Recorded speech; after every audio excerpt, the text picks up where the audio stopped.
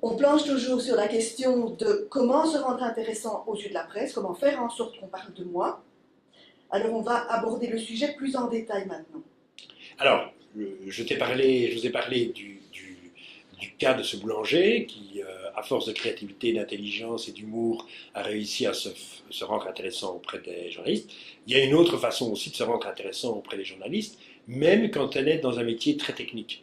Alors, c'est évidemment souvent la règle pour les entreprises innovantes que je suis beaucoup, et en particulier celles qui sont innovantes technologiquement, et elles ont un produit qui est certes magnifique, innovant, extraordinairement intéressant pour les techniciens, pas forcément pour monsieur, madame, tout le monde.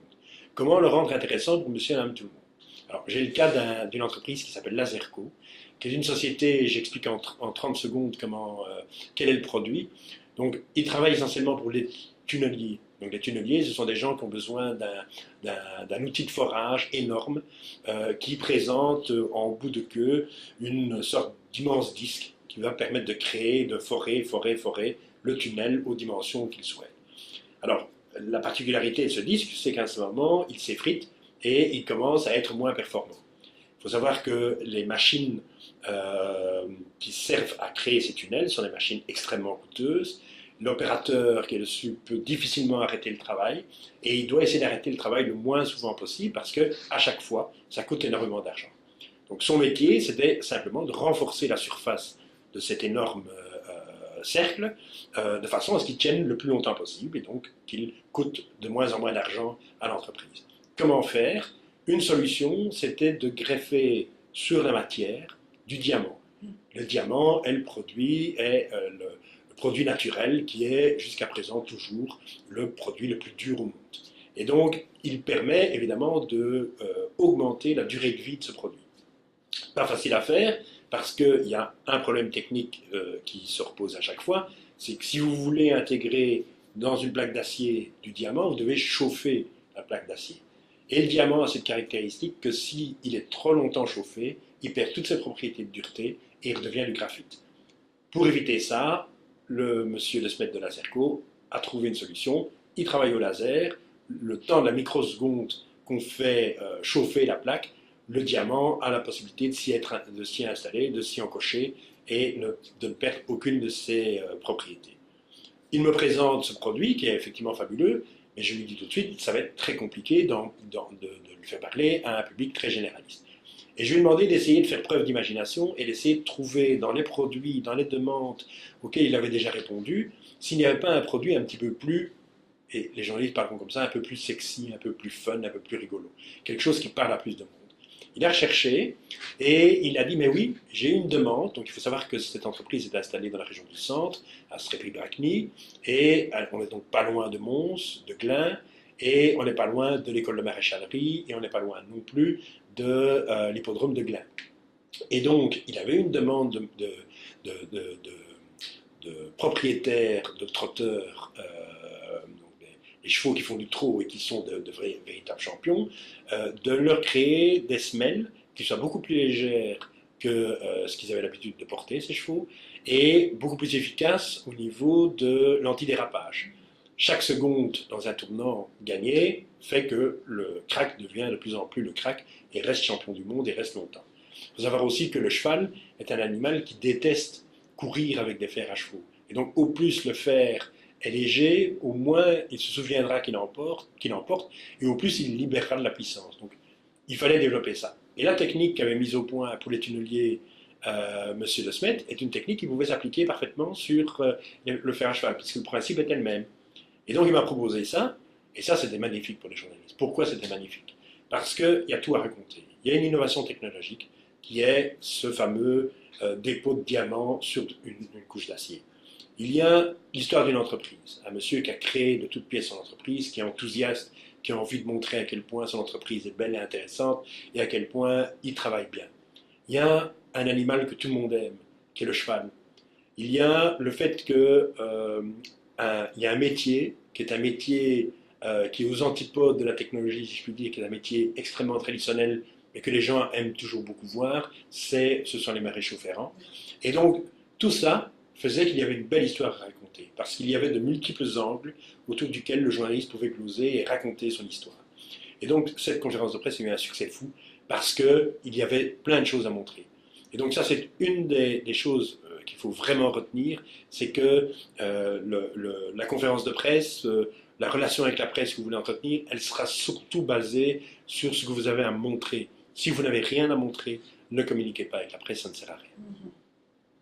Ok. Parmi les manières de se montrer intéressant, tu as évoqué aussi le personnage que tu as dénommé le spécialiste. Le spécialiste, et ça c'est du travail à long terme. Donc imaginez que vous êtes un serrurier banal, enfin qui fait très bien son métier, mais qui est banal comme tous les autres serruriers. Dans l'actualité, il y aura toujours un moment où on va devoir parler de serrurier, pour X raisons. Parce que la loi change, parce que... Avant, le journaliste, quand il cherchait des témoins, ce qu'il faisait, c'était, il prenait le bottin de téléphone, et il regardait dans la page jaune, il regardait à serrurerie, et celle dont l'enseigne commençait par A avait plus de chances de se retrouver au JT que celle qui commençait par Z, parce que la loi c'est comme ça, le journaliste est feignant, et il va au premier qui répond oui. Là maintenant, tout se fait sur Internet.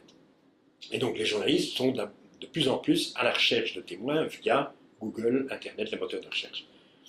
Si dans votre métier, vous avez un petit site web qui ne doit pas forcément être le plus beau du monde, mais qui doit être un site web qui est extrêmement bien référencé. Et pourquoi il est extrêmement bien référencé? Parce que vous avez mis du contenu pertinent en présentant ce que c'est le métier de serrurier. C'est quoi le marché du serrurier? Quelles sont les nouvelles législations?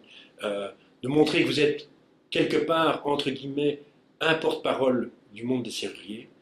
À tous les coups, le journaliste va vous téléphoner. Alors, il y a une deuxième chose, c'est que le journaliste attend de vous, en particulier en télé, nous avons un sujet qui réclame la présentation d'un témoin, d'un spécialiste de la serrurerie, nous souhaiterions vous interroger, est-ce que vous êtes libre dans 1 heure? Si vous répondez non, le journaliste ne viendra plus et essaiera quelqu'un d'autre. Les journalistes, en particulier en télé, ont peu d'équipes, et donc c'est pas parce qu'ils sont capricieux, c'est parce que justement, ils ont un trou de 2 heures dans le planning de ces 1 ou 2 équipes qui travaillent. Et donc, s'il vous demande de le faire maintenant, c'est parce qu'il n'a pas les moyens de le faire plus tard. Et donc, si vous dites oui, si vous êtes intelligent, vous dites oui tout de suite, vous préparez un maximum d'informations qui sera utile au journaliste. Donc, toujours se mettre à la place du journaliste. Qu'est-ce que le journaliste cherche? Il ne cherche pas seulement que je présente mon entreprise, évidemment, là je suis plutôt le spécialiste, le porte-parole des serruriers, donc je suis au courant de ce qui se passe, je suis capable de le dire dans un langage simple, clair, compréhensible par tout le monde. Toutes les informations que je donne sont des informations pertinentes, sont des informations qui ne sont pas contestées ni contestables, il vous le prouve, et surtout, il a l'intelligence de vous créer des scénarios. Donc, il sait très bien que le journaliste ne va pas se contenter de vous filmer et de vous entendre parler, gloser sur le métier de serrurier. Il a besoin aussi que vous montriez concrètement ce que vous faites quand vous êtes serrurier. Et donc, il sait très bien, le témoin, sait très bien qu'à un certain moment, il va devoir montrer aux journalistes ce qu'est son métier, et on va essayer de trouver un quidam à côté, un voisin qui se prête au jeu pour faire semblant de venir démonter sa serrure pour montrer comment c'est. Et donc, à partir du moment où on a compris ça, vous restez dans les tablettes des journalistes. Et la prochaine fois que le journaliste aura besoin d'un serrurier, c'est chez vous qu'il viendra. Parce qu'il aura déjà fait l'expérience du bon accueil, il aura fait l'expérience de le monsieur est très compétent, très concret, et il aura fait l'expérience de monsieur me prépare des scénarios et a bien compris comment on fonctionnait. Les 3 choses sont prêtes, vous resterez à vie comme le témoin. Et si vous faites l'expérience au JT l'RTBF, vous avez par exemple un monsieur patate, et c'est toujours monsieur patate qui revient, et toujours le même producteur de patates, parce qu'il sait très bien ce que cherchait le journaliste, et il les attend toujours avec un scénario et avec quelque chose. Il y a le monsieur lait, ce sera toujours le même monsieur lait. Et donc, petit à petit, les auditeurs, les téléspectateurs s'habituent à votre tête, et donc vous pouvez presque, à la fin, utiliser simplement votre visage ou votre voix pour que les gens se rappellent, ah oui, vu à la télé, ah ben oui, je le reconnais bien, ah mais c'est un spécialiste, c'est celui qui vient tout le temps, forcément c'est le meilleur, et donc forcément, 1, mon référencement monte de plus en plus, et 2, je suis effectivement le meilleur, la télé le dit. Super. Ça, ce sont des informations très concrètes. Hein. Oui.